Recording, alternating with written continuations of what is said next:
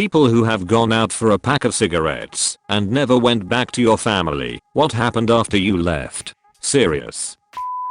My best friend walked out on his family. He had a wife and a 4-year-old daughter. He literally used the cigarettes line. Nobody knows why he really left. His excuses over the years included anxiety, spiritual crisis, God told me they were evil, an overwhelming lust for Asian penises, the booze, and symptoms of a stomach complaint. What happened after he left? 14 months hiding on an island in Indonesia, chased out of Indonesia by police, rumors of online pimping, arrests for family violence against his parents, burned down a share house provided by the Salvation Army, choked to death on vomit, while paying Donkey Kong tropical freeze at the age of 35. My real dad ghosted like 4 families. His first family, he had a son, he was in that family for 13 years. His son had a motorcycle wreck and ended up in intensive care. A year later he ghosted that family and moved to a new state, just up and left. Didn't take anything but his clothes and his car. Second family, he had a daughter, he left almost immediately. Then he moved to another state and married another woman and had 2 more kids whom I've never met or spoken to, don't even know their names. TBH Jake, John, Jordan, Josh, something with a J. He went out for a pack of smokes and never went back. His own words. Then he met my mom and had my sister. First he ghosted my mom 3.2 years later, then showed up for some quick whoopee and he ghosted her, but didn't leave the state. She called the cops and my first memory is of the cops bringing my dad to the house in cuffs and letting him go, only for him to attack my mom while she was holding me and she dropped me. Then the cops arrested him. He wanted out. He got out. He had 2 more marriages, but no kids. It's his MO to shack up with well-off women and mooch until they either kick him out or he gets bored. It's really fucking painful to see, because I want to be a swiping dad who's there for his kids every fucking second of their lives. I want to be the exact opposite of him. I was a toddler too also. After 9/11 my mother moved up to Vermont with her boyfriend who, for what it is worth, is now in federal prison for first-degree murder of another girlfriend.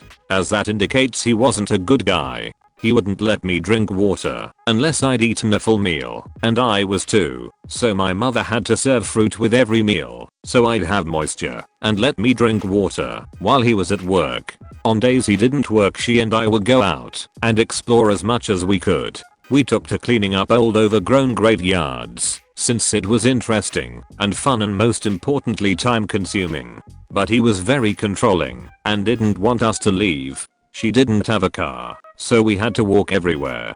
Being from NC and with no ability to purchase a train ticket because he controlled all her finances and she didn't have a phone, she was forced to use a payphone to contact my grandparents to fly up and come rescue us and fly us back, and had to tune it with his work schedule to make sure he wasn't there when they came, because she thought he might try to hurt me if he saw them come to take us. This is my throwaway. Got married right out of high school. Everything was going well, but we were young and both were our first partners. Came home early one day and walked in on my wife with another man. Standard insanity ensued, followed by her begging for forgiveness, and we went to months of counseling. Everything seemed well and dandy. She seemed like a totally different woman and couldn't live without me. One day I log into our desktop PC and her Facebook is loaded and there are multiple messages, and I had to look. I found exactly what I knew I would find. It crushed me, but I acted like nothing happened. That weekend I packed up my favorite clothes and belongings that meant a lot to me and snuck them to the car. Sunday evening I said, hey, I'm going to take the dogs to the dog park and hike for a few hours. When I left, I texted on neighbor to see if anyone showed up at the house. She replied pretty quickly that a male visitor was by very quickly. I told her goodbye and the dogs and I just drove. I had a decent savings and thought, fuck it, start off somewhere new, and that is what I did. My ex-wife didn't even try and contact me until around lunchtime the next day. When I didn't respond, she blew me up with photos and videos of her with multiple men and about how bad of a lover I was. It fucked me up, but I just kept trucking. I ended up in a smaller town where I saw someone was hiring for my trade. Years later, I remarried to the best human ever. I went home not long ago and my mom posted a picture of us at a gathering. My ex hit up my Facebook and asked if we could meet for a cup of coffee. She would like some closure. I obviously would like as well. I have to say, for all the resentment and hatred I had toward this woman, our conversation was pleasant and I felt better after we talked. She understood why I left. She apologized deeply, many times, and didn't try to blame me for anything. After an hour and a little bit of tears, awkward as hell in public, hahaha, she asked if it was okay to get a hug. We hugged and said our goodbyes. Once I got home I told my wife about the visit, and she got awkward for a few minutes. She left the room and I didn't follow. I thought, oh, I'm sleeping on the couch tonight. 5 minutes later, she came back crying and just gave me the biggest hug ever. She told me she forgot what I went through and she was sorry and glad her life is good. Closing. I left a terrible human for the best human ever. Edit. This blew up. I would like to thank everyone for their kind words. 1. I love those dogs more than most of my family. Sadly, they have passed, old age, and I can't wait to see them again, but thank you for the kind words. 2. Yes, we got divorced. It was a pretty quick and painless process. My best friend growing up ended up being a divorce lawyer. When I took off I called him and provided him with the photo/video evidence. Was a pretty simple process after that. I was 10 years old when my mom and dad split up. We had been expecting it, but I didn't know that my mom had packed up suitcases for herself, my sister, and I. One day we went to school like everything was normal and went to my mom's parents after school. It wasn't unusual for us to have dinner there, but then mom sat us down and told us we'd be staying there for a while. Ended up being 6 years before we got our own place. I never got to go back to my bedroom again. My dad got remarried and his wife's daughter moved in and repainted my room. When I had to visit them, I slept on the couch while she slept in my room. When I was 18, I moved out from my abusive father.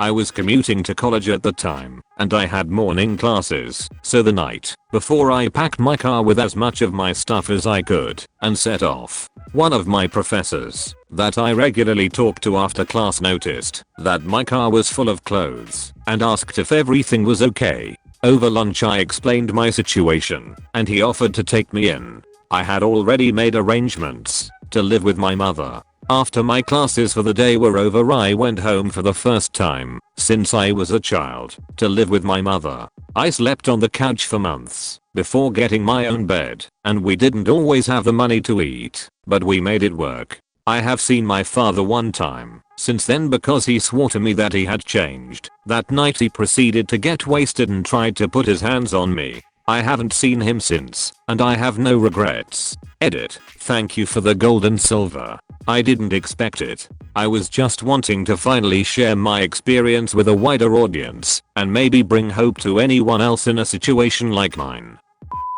My mom just all of a sudden wasn't there anymore.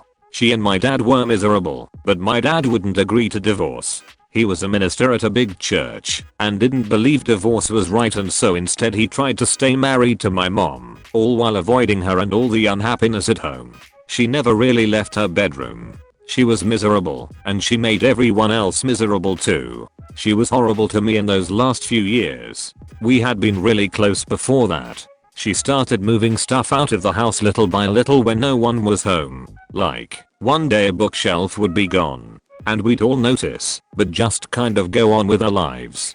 And it bothers me very very much, but her moving out was so abrupt and so ambiguous that I don't remember specifics about it. Like, I don't know if it was during the school year or over summer. I don't know where I was or what was different when I came home that day, but at some point, she didn't live there anymore. I was 14. My dad told me that God told him she would never come back. I looked up to my dad a lot. He was kind of on the same level as God in my mind, so I believed him. He soon after started dating another woman, secretly because the church didn't know he was divorced yet.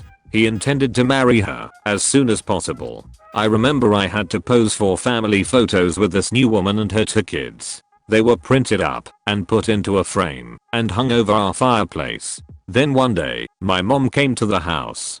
She told me she had made the biggest mistake of her life, that she loved me and my brother and my dad, and she wanted to work everything out. I guess God was wrong when he spoke to my dad.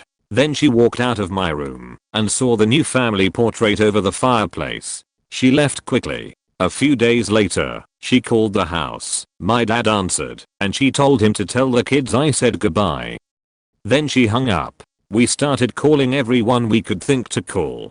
We tried to call the phone operator, asking if they could trace the call. This was 1995, so no caller ID or cell phone with a callback number. A bit later that night, my new stepmom to-be came over and pulled my dad aside. She saw a car at the end of our neighborhood that looked like my mom's. My dad called 911. Everyone showed up. My mom had taken a bucket of pills. She was barely alive. They took her to the ER and pumped her stomach and intubated her. They told my dad to call my brother so he could come say his goodbyes too. I was let into the room for a while. I looked at the machines and they were plugged into the wall, and I stared for a long time thinking I should unplug it because she really didn't want to be revived, and I couldn't understand why we were doing all of this. But then a nurse came in and said I had to leave while they did stuff. My mom survived. My dad married the other lady. I think this messed me up, and I honestly can't believe I've typed up this entire recollection. I don't think about it very often, and maybe that's why I can't remember the details of the day I realized she'd moved out. TL. Dr. Move out and leave your family without so much as a note, and don't tell people God told you stuff. I'd love it if you liked and subscribed.